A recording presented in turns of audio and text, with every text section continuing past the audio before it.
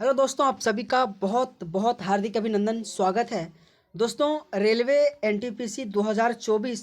दोस्तों, यकीन मानिए अभी आपके जितने भी एग्ज़ाम आपके, चाहे आरपीएफ एसआई का एग्ज़ाम हो चुका है, आपके एएलपी का एग्ज़ाम हो चुका है और अभी जो आपके आरआरबी जेई का एग्ज़ाम हो चुका है और दोस्तों अभी आपके टेक्नीशियन का एग्ज़ाम चल रहा है।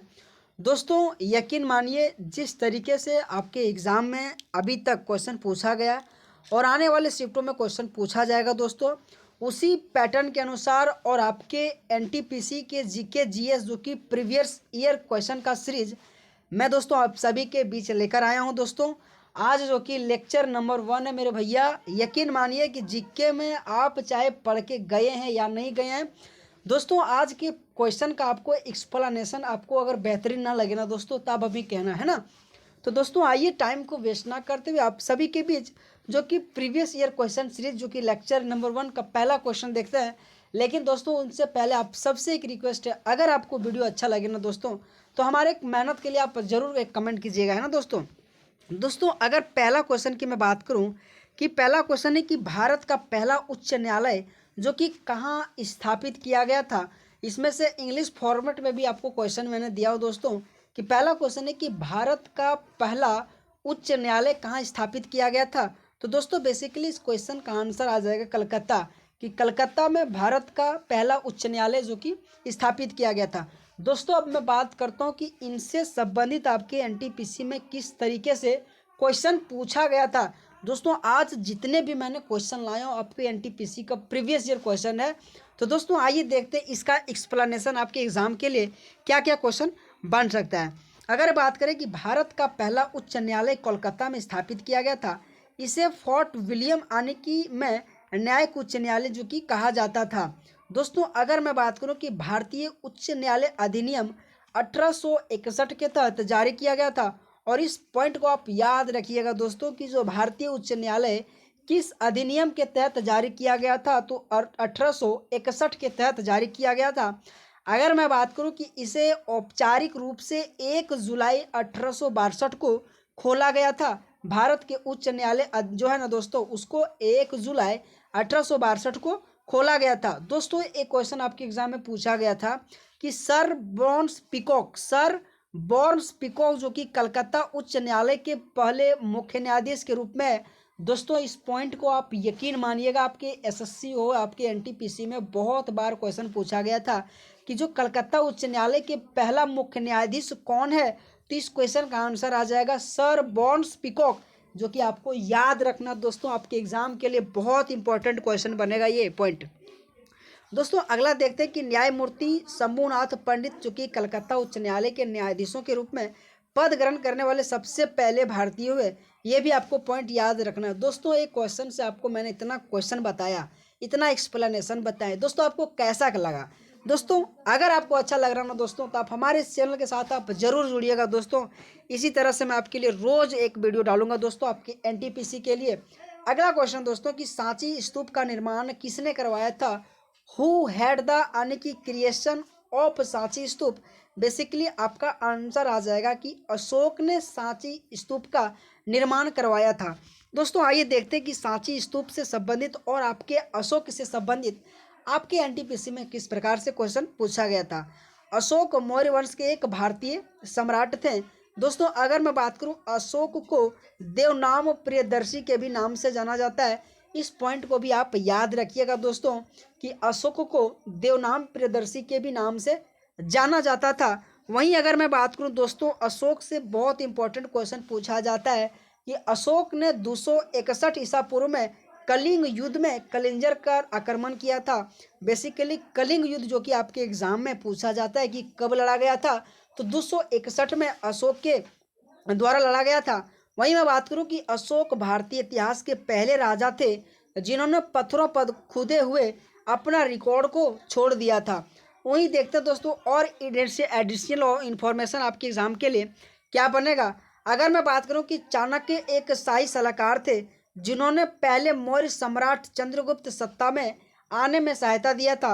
अगर मैं बात करूं कि चंद्रगुप्त मौर्य आने की प्राचीनतम भारत के मौर्य साम्राज्य के संस्थापक थे।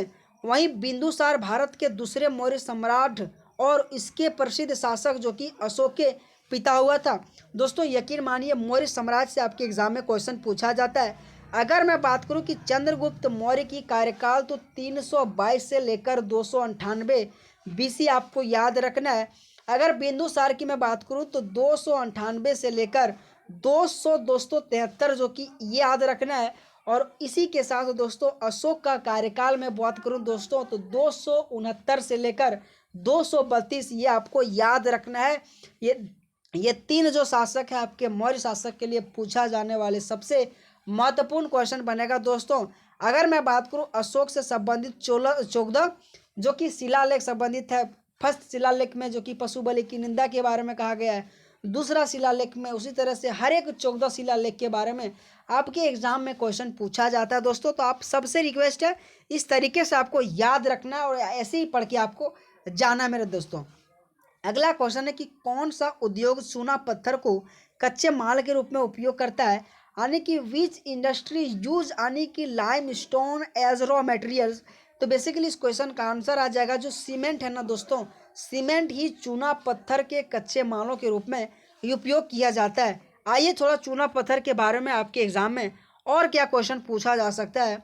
चूना पत्थर कैल्शियम कार्बोनेट का एक रूप है जिसका उपयोग जो कि सीमेंट निर्माण के लिए बड़े पैमाने पे किया जाता है ना दोस्तों। अगर बात किया कि चूना जो पत्थर है ना, अगर एक प्रकार से क्या है तो एक कैल्शियम कार्बोनेट का एक जो कि रूप है चूना पत्थर। बेसिकली अगर मैं बात करूं कि सीमेंट का निर्माण कैल्शियम, सिलिकॉन, एल्युमिनियम, आयरन और अन्य अवयवों की आने की बारीकी को नियंत्रित रासायनिक संयोजन के माध्यम से किया जाता है। अगर मैं बात करूं कि चूना पत्थर अक्सर जो कि पोर्टलैंड सीमेंट के निर्माण के में कच्चा माल होता है। अगर मैं बात करूं कि CaCO3 जो कि कैल्शियम कार्बोनेट का रासायनिक सूत्र होता है और आपके एग्जाम में बहुत बार क्वेश्चन पूछा गया था कि कैल्शियम कार्बोनेट का जो रासायनिक सूत्र क्या होता है तो CaCO3 और आपके एग्जाम के लिए इंपॉर्टेंट बनेगा। अगर मैं बात करूं कि चूना पत्थर एक जो कि कार्बोनेट तलछटी चट्टान होता है जो मुख्य रूप से कैल्शियम जो कि कार्बोनेट CaCO3 से बना होता है। अगला पॉइंट है कि चूना पत्थर गर्म करते समय कार्बन डाइऑक्साइड जो कि गैस छोड़ता है। ये भी आप पॉइंट याद रखिएगा कि जब चूना पत्थर को जब गर्म किया जाता है ना तो बेसिकली वो कौन सा जो कि गैस छोड़ता है तो कार्बन डाइऑक्साइड छोड़ता है। दोस्तों ये क्वेश्चन आपके लिए कैसा रहा? मैंने कहा ना दोस्तों हर एक क्वेश्चन आपके लिए प्रीवियस ईयर क्वेश्चन मैंने लाया हूँ दोस्तों। यकीन मानिए आपको क्लास अच्छा लग रहा है ना दोस्तों तो आप हमारे इस चैनल के साथ आप जरूर जुड़िए, आपका बहुत बहुत स्वागत रहेगा। इसी तरह से दोस्तों मैं हर एक एग्जाम के लिए आपका मॉक टेस्ट PYQ लेक्चर लेकर आऊँगा, ठीक है। अगला क्वेश्चन है कि साइमन कमीशन भारत जो कि कब आया था, when did Simon Commission come to India. Basically दोस्तों साइमन कमीशन भारत जो कि 1928 में आया था और साइमन कमीशन का गठन 1927 में किया गया था। बेसिकली अगर मैं बात करूं दोस्तों साइमन कमीशन बनाने का मेन उद्देश्य जो कि संविधान सभा जो कि मांग किया गया था 1900 जो कि आपके महात्मा गांधी ने जो 1922 में महात्मा गांधी ने संविधान सभा की मांग किया, फिर जाके 1924 में जाके स्वराज पार्टी ने मांग किया, फिर जाके 1927 में साइमन कमीशन का गठन किया गया और फिर साइमन कमीशन भारत की आगमन 1928 में किया गया था। दोस्तों मैं बात करता हूं कि ब्रिटिश सरकार ने वर्ष 1927 में भारत सरकार अधिनियम 1919 की समीक्षा के लिए साइमन कमीशन की नियुक्ति किया था। अगर मैं बात करूं कि 1928 में साइमन कमीशन बेसिकली भारत आया और इसका गठबंधन संवैधानिक सुधारों और अध्ययन करने और भारत में सरकार को सिफारिश करने के लिए किया गया था। साइमन कमीशन बिना किसी भारतीय सदस्य के श्वेत आयोग था। अगर मैं बात करूं कि आयोग में 7 अंग्रेज शामिल थे जो कि सर जॉन साइमन इसके अध्यक्ष था। बेसिकली अगर मैं बात करूं कि साइमन कमीशन के अध्यक्ष अगर पूछे तो सर साइमन जॉन कमीशन थे। अगर मैं बात करूं इनका गठन तो 26 नवंबर 1927 में किया गया था और बेसिकली अगर मैं बात करूं तो 3 फरवरी 1928 को साइमन कमीशन में भारत का आगमन हुआ। ये दोनों पॉइंट आपके एग्जाम के लिए इंपॉर्टेंट बनेगा। और साइमन कमीशन के अध्यक्ष की बात करें तो सर जॉन साइमन, ये भी आप पॉइंट याद रखिएगा, आपके एग्जाम के लिए इंपॉर्टेंट बनेंगे। दोस्तों अगला पॉइंट है कि कांग्रेस के मद्रास अधिवेशन में साइमन कमीशन के बहिष्कार का प्रस्ताव पारित किया गया था और साइमन कमीशन 27 मई 1930 को अपनी रिपोर्ट जो कि प्रस्तुत किया था। दोस्तों इसी तरह से दोस्तों अगला क्वेश्चन देखते हैं कि प्रसिद्ध हिंदी उपन्यास तमस किसने लिखा था? अगर मैं बात करूँ दोस्तों, तमस तो बिस्मी जो कि साहनी के द्वारा लिखा गया था। और दोस्तों आपके एग्जाम में जितने भी उपन्यास और बुक एंड ऑथर है, आपके एनटीपीसी में जितने भी क्वेश्चन पूछा गया था, मैंने एक वीडियो आपके लिए जो कि इसी क्लास के इसी चैनल के ऊपर मैंने वीडियो सेक्शन में डाला हूँ, जाके आप जरूर देखिएगा दोस्तों। आपके एग्जाम के लिए बहुत इंपॉर्टेंट बनेंगे क्वेश्चन, है ना दोस्तों। अगला क्वेश्चन दोस्तों कि भारत का पहला परमाणु ऊर्जा संयंत्र कहाँ स्थापित किया गया था? वेयर वाज द फर्स्ट यानी कि nuclear power plant installed in India? तो बेसिकली इस क्वेश्चन का आंसर आ जाएगा जो कि तारापुर। तारापुर की मैं बात करूँ, ये महाराष्ट्र में है। अगर मैं बात करूँ दोस्तों काकरापारा और कलपक्कम, कलपक्कम जो कि तमिलनाडु, और अगर केगा की मैं बात करूँ दोस्तों तो ये आपके कर्नाटका में है। दोस्तों यकीन मानिएगा दोस्तों, आपके एग्जाम में जितने भी ऊर्जा संयंत्र है उनकी स्थापना डेट और उनका स्थापना किस राज्य में किया गया, बेसिकली बहुत क्वेश्चन पूछा जाता है। तो इस क्वेश्चन का आंसर आ जाएगा ऑप्शन नंबर सी, तारापुर आ जाएगा। और मैंने आपको थोड़ा सा डिटेल में कहा कि कलपक्कम तमिलनाडु, तारापुर की मैं बात करूं दोस्तों आपके महाराष्ट्र, कैगा की मैं बात करूं दोस्तों तो आपके कर्नाटका राज्य में स्थित है। दोस्तों कलपक्कम स्थित मद्रास के परमाणु ऊर्जा संयंत्र भारत का पहला पूरी तरह से स्वदेशी रूप से निर्मित परमाणु ऊर्जा संयंत्र है। अगर बात करें कि कलपक्कम जो परमाणु ऊर्जा संयंत्र है ना, सो गुजरात के राज्य में सूरत और ताप्ती नदी के निकट स्थित है। बेसिकली आपको याद रखना, काकरापारा परमाणु ऊर्जा संयंत्र भारत के किस राज्य में है? तो गुजरात में है, आपको याद रखना है। अगर मैं बात करूं दोस्तों की जो केगा उत्पादक कर्नाटका में स्थित है और यह परमाणु ऊर्जा उत्पादन संयंत्र है, और केगा भी आपको कर्नाटका में याद रखना है। अगला क्वेश्चन देखते हैं दोस्तों कि हिंदुस्तान रिपब्लिक एसोसिएशन की स्थापना कब हुई थी, यानी कि when was the establishment of Hindustan Republican association? तो 1924 में हिंदुस्तान रिपब्लिकन एसोसिएशन की स्थापना किया गया था। अगर मैं बात करूं दोस्तों, हिंदुस्तान रिपब्लिक एसोसिएशन 1924 में गठित एक क्रांतिकारी संगठन था। अगर मैं बात करूं कि इसका गठन राम प्रसाद बिस्मिल्ला और सचिंद्र नाथ सन्याल के द्वारा किया गया था। वहीं हिंदुस्तान रिपब्लिक एसोसिएशन के प्रमुख नेता की बात करूं तो चंद्रशेखर आज़ाद, राम और प्रसाद बिस्मिल्ला और अशफाक अल्लाह खान और ठाकुर रोशन सिंह, और रोशन सिंह जो कि ये इनसे संबंधित था। अगर मैं बात करूं दोस्तों, अगर 1923 में इलाहाबाद हिंदुस्तान रिपब्लिकन एसोसिएशन के लिए संविधान का मसौदा तैयार किया गया था। लेकिन दोस्तों और मैं थोड़ा सा बात करता हूँ, आपके एग्जाम में एक क्वेश्चन पूछा जाता है दोस्तों, थोड़ा सा ध्यान दीजिएगा इधर से। अगर मैं बात करूँ दोस्तों, यहाँ से आपके जो हिंदुस्तान रिपब्लिकन एसोसिएशन के जो प्रमुख नेता है चंद्रशेखर आज़ाद, राज प्रसाद क्या बोल रहा राम प्रसाद बिस्मिल्ला और अशफाक उल्ला खां और ठाकुर रोशन सिंह और रोशन सिंह और राजेंद्र लाहिड़ी, ये हिंदुस्तान रिपब्लिकन एसोसिएशन के प्रमुख नेता के रूप में भी था। लेकिन बेसिकली इसको काकोरी कैंट जो ट्रेन एक्सीडेंट हुआ था ना दोस्तों, इसके लिए बेसिकली इन लोग को जाना जाता है कि काकोरी षड्यंत्र हिंदुस्तान रिपब्लिकन एसोसिएशन से जुड़े थे। और अगर मैं बात करूं कि इनसे राम प्रसाद बिस्मिल्ला, अशफाक अल्लाह खान और रोशन सिंह और राजेंद्र लाहिड़ी 1927 में से फांसी भी दिया गया था। तो दोस्तों ये आपको याद रखना, आपके एग्जाम में क्वेश्चन पूछा जाता है कि काकोरी षड्यंत्र जो कि हिंदुस्तान रिपब्लिकन एसोसिएशन से जुड़े कौन कौन थे? तो राम प्रसाद बिस्मिल्ला, अशफाक उल्ला खां और रोशन सिंह और राजेंद्र लाहिड़ी। दोस्तों अगर मैं बात करूं, इन चारों को 1927 में फांसी की सज़ा दी गई थी। तो आपको याद रखना दोस्तों, ये आपके एग्जाम के लिए बहुत इंपॉर्टेंट बनता है। 4 ऑप्शन दे देता है, उनमें से एक ऑप्शन नहीं देता, बोलता है उनमें से किसको जो किस 1927 में फांसी की सज़ा नहीं दिया गया था। तो आपको याद रखना है। अगर मैं बात करूं कि 27 फरवरी 1931 को चंद्रशेखर आज़ाद ने खुद को गोली मार ली थी, ये भी आपको पॉइंट याद रखना है। बाद में हिंदुस्तान रिपब्लिकन एसोसिएशन का नाम बदलकर हिंदुस्तान सोशलिस्ट रिपब्लिकन एसोसिएशन जो कि कर दिया गया था, और इसका स्थापना 1928 में किया गया था। और अगर मैं बात करूं, हिंदुस्तान रिपब्लिकन एसोसिएशन की स्थापना 1924 में किया गया था। अगला क्वेश्चन दोस्तों देखते हैं कि मानव शरीर का पीएच मान जो कि कितना है।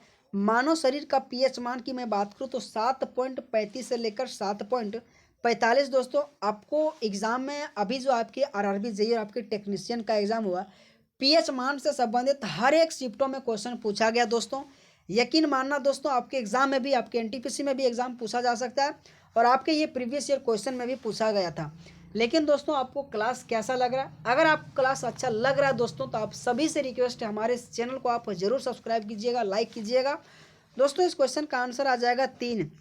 लेकिन जानते हैं कि मानव जो शरीर का पीएच मान 7.35 से 7.45 होती है। पीएच मान का मतलब होता है हाइड्रोजन की क्षमता, हाइड्रोजन की जो क्षमता होता है ना, पीएच का मतलब होता है। अगर मैं बात करूं कि पीएच स्केल वह पैमाना है जिनका उपयोग किसी पदार्थ की अम्लता या क्षारीय की घोल में हाइड्रोजन आयनों की सांद्रता के आधार पर व्यक्त करने के लिए जो किया जाता है, पीएच स्केल कहा जाता है। पीएच स्केल की अगर खोज की मैं बात करूं तो सोरेनसन जिन्होंने किया था, और ये पीएच जो पैमान होता है ना, सो 0 से लेकर 14 के बीच में होता है। अगर मैं बात करूं 7 ये उदासीन होता है, 7 से कम आपके जो कि अम्लीय होता है, और 7 से अधिक वाले जितने भी होता है सो आपके क्षारीय होता है। आपके एग्जाम में क्वेश्चन पूछा जाता है, यदि यहाँ से बोल रहा हूँ ना कि पीएच मान अगर 7 जो कि ज़्यादा हो तो ये क्या होता है कि यह अम्लीय होता है, लेकिन अगर पीएच मान 7 से कम हो तो ये क्या होता है। दोस्तों देखो, अब मैंने यहाँ पे बताया ना कि पीएच मान अगर 7 से कम है, 7 से अगर कम है तो क्या होता है, ये होता है अम्लीय, और 7 से ज़्यादा हो जाता है तो ये क्षारीय होता है, जो कि यहाँ भी मैंने दर्शा दिया हूँ। अगर मैं बात करूँ दोस्तों, यदि पीएच 7 हो तो विलयन क्या होता है, उदासीन होता है। जैसे कि NaCl आपके क्या होता है, तो उदासीन होता है। आपके जेई में पूछा गया था कि NaCl क्या होता है, तो एक प्रकार से उदासीन होता है। अम्ल और क्षार की शक्ति क्रमशः उत्पादित हाइड्रोजन प्लस आयन और OH माइनस आयन की संख्या पर निर्भर करता है। अगर मैं बात करूं कि जल वर्षा का पीएच मान 5.6 से कम हो तो उसे अम्लीय वर्षा कहते हैं, और मिल्क ऑफ मैग्नीशिया का पीएच मान की मैं बात करूं 10.5 होता है। इसी से जुड़ी संबंधित क्वेश्चन दोस्तों, 7.4 की मैं बात करूं तो मानो ब्लड का पीएच मान होता है, और 7.4 की मैं बात करूं दोस्तों तो आपके आंसू का पीएच मान होता है, और 2.4 की मैं बात करूं दोस्तों तो आपके नींबू का पीएच मान होता है। इसी तरह से आपको क्वेश्चन दोस्तों पीएच मान से संबंधित आपके एग्जाम में क्वेश्चन देखने को मिलेंगे। दोस्तों देखते हैं अगला क्वेश्चन कि भारतीय संविधान में पहला संशोधन किया गया था, कब किया गया था? 1951 में। 9वां संविधान संशोधन 1951 में किया गया था। भूमि सुधार से संबंधित जो कि ये संशोधन किया गया था। दोस्तों इसका अर्थ ये था कि अगर कोई भी अगर 10 व्यक्ति की ज़रूरत अगर उस ज़मीन पे है तो उस ज़मीन को बेसिकली भूमि सुधार के आने की किए माध्यम से किया गया था, और 1951 में जो कि पहला संविधान संशोधन किया गया था।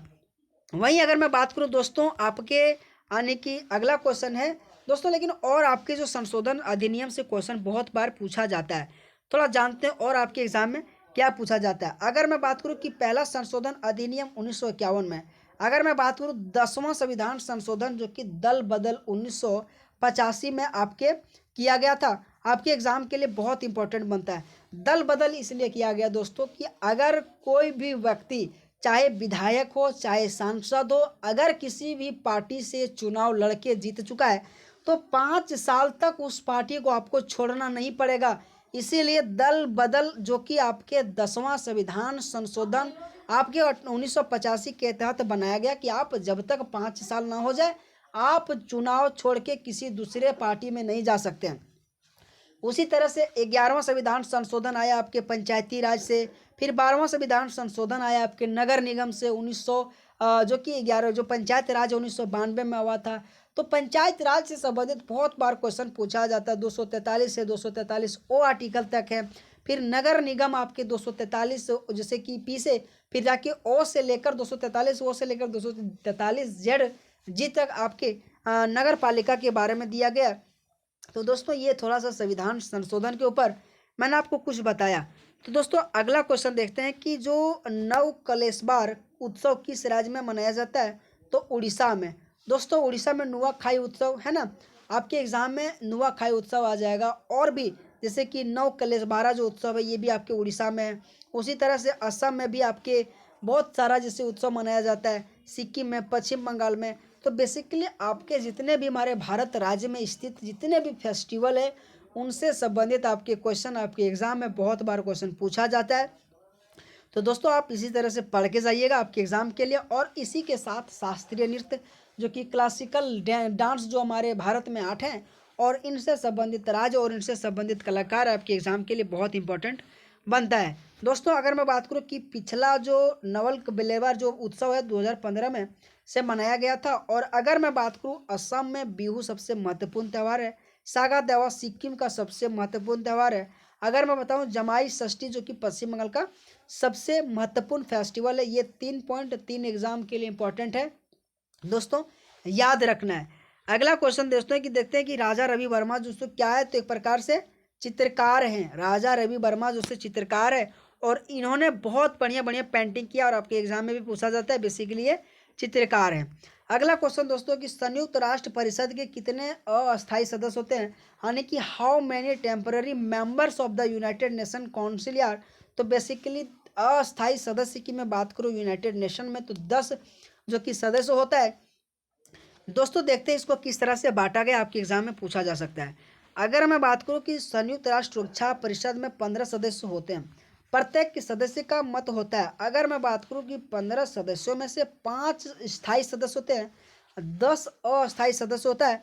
आपको याद रखना है कि यूनाइटेड नेशन में 5 अस्थायी सदस्य और 10 अस्थायी सदस्य होते हैं। अगर मैं बात करूं कि महासभा 2 साल के कार्यकाल के लिए अस्थायी सदस्यों की चुनाव करती है, और संयुक्त राष्ट्र यानी यूनाइटेड नेशन ने 50 से अधिक सदस्य देश की कभी भी सुरक्षा परिषद का सदस्य नहीं रहे हैं। अगला क्वेश्चन दोस्तों कि नीति आयोग द्वारा वुमेन ट्रांसफॉर्मिंग इंडिया अवार्ड जो कि कब शुरू किया गया था। दोस्तों नीति आयोग से आपके एग्जाम में बहुत बार क्वेश्चन पूछा जाता है, तो इस क्वेश्चन का आंसर आपके एग्जाम में पूछा जाता है कि नीति आयोग द्वारा वुमेन ट्रांसफॉर्मिंग इंडिया अवार्ड जो कि 2016 में पूछा आदि जो कि किया गया था।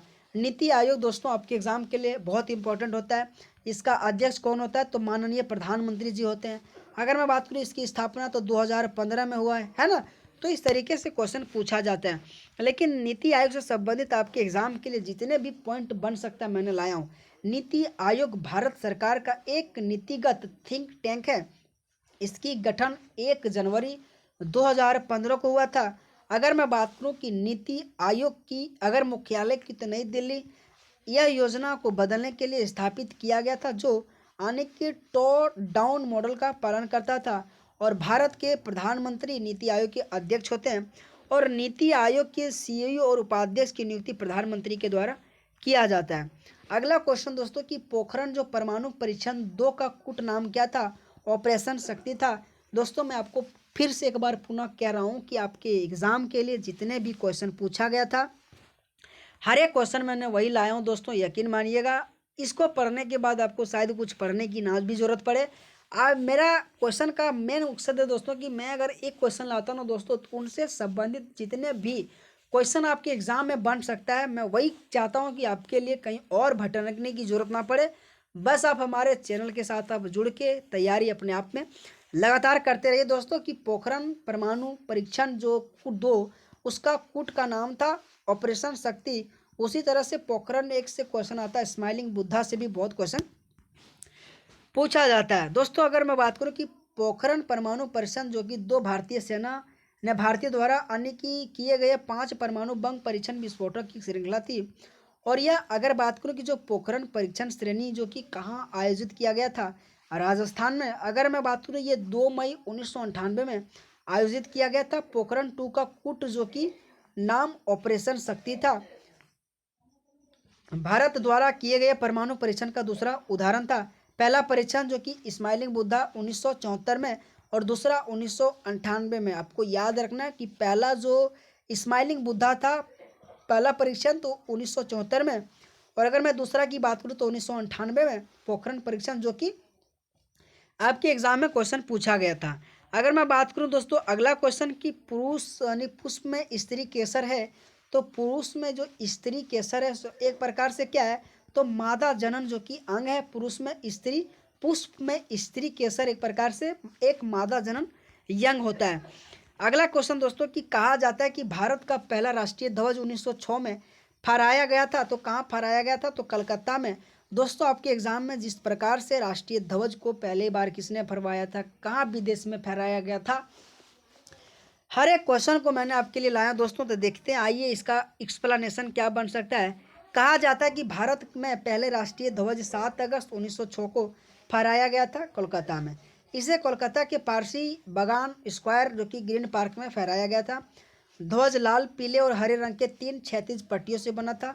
दूसरा झंडा 1907 में जो कि पेरिस में मैडम कामाजी के द्वारा फहराया गया था। दोस्तों मैंने कहा ना कि 3 प्रकार से झंडा आपके एग्जाम में पूछा जाता है कि पहला जो राष्ट्रीय ध्वज 7 अगस्त 1906 में भारत के अंदर कलकत्ता में फहराया गया था।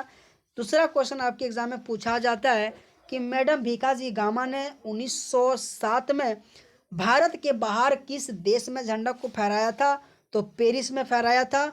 और तीसरा क्वेश्चन आया कि तीसरा झंडा कब फहराया गया था? तो 1917 में किया गया था। ये 3 पॉइंट आपके 3 एग्जाम में क्वेश्चन आपके पूछा जा सकता है मेरे दोस्तों। अगला क्वेश्चन है कि भारत ने पहली बार किस वर्ष ओलंपिक खेलों में भाग लिया था? तो 1900 में पहली बार भारत के ओलंपिक खेलों में भाग लिया था। दोस्तों 1896 में ओलंपिक खेलों की स्थापना हुआ था, एथेंस में सबसे पहले किया गया था। और जो कि भारत उसके दूसरे यानी कि जो संस्करण में 1900 ईस्वी में भारत के ओलंपिक में खेलों में भाग लिया था। बेसिकली जानते हैं कि आपके एग्जाम में इनसे संबंधित क्या क्या क्वेश्चन पूछा जा सकता है। भारत ने पहली बार 1900 ओलंपिक खेलों में भाग लिया। अंतर्राष्ट्रीय ओलंपिक समिति ओलंपिक की शासकीय निकाय है। पहला आधुनिक ओलंपिक 1896 में एथेंस जो कि ग्रीस में आयोजित किया गया था। नॉर्मन प्रिजर्ड ने 1900 के ओलंपिक में भारत का प्रतिनिधित्व किया था, जिसने यह देश का पहला ओलंपिक प्रदर्शन बना था। और भारत ने 1920 के ओलंपिक में पहला अपना दल भेजा था।